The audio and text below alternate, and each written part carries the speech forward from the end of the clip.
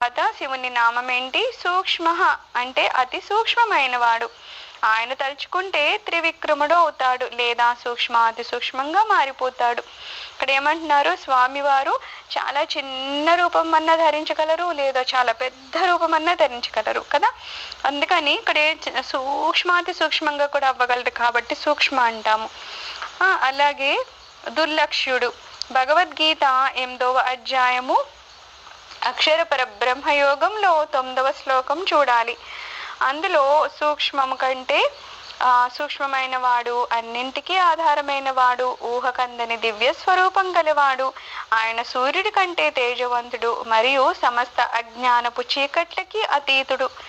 అనోరణీయాన్ అంటే సూక్ష్మాతి సూక్ష్మమైన వాడు. ఆత్మ అనేది భౌతిక పదార్థం కంటే సూక్ష్మమైంది, కానీ భగవంతుడు ఆత్మ లోపల స్థితుడై ఉంటాడు కాబట్టి ఆత్మ కన్నా సూక్ష్మమైన వాడు. కాబట్టి స్వామిని సూక్ష్మాయ అంటున్నారని చెప్తున్నారు. స్వామి అందరినీ శాసిస్తాడు, అంతే కదా. ఆయన శాసం వల్లనే ఈ లోకమంతా జరుగుతూ ఉంది కదా. సూక్ష్మం కంటే సూక్ష్మమైన వాడు, అన్నిటికన్నా చిన్నగా ఉండగలడు, అలాగే అన్నిటికన్నా పెద్దగా కూడా ఉండగలడు.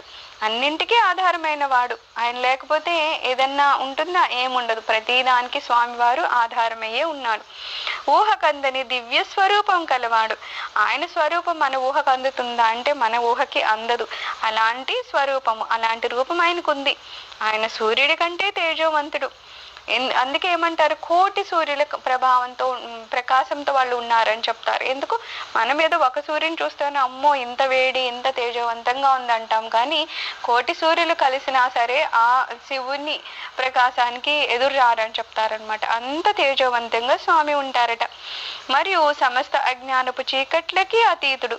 అజ్ఞానం మనుషులకు ఉంటుంది, లేకపోతే జీవులకు ఉంటాయి.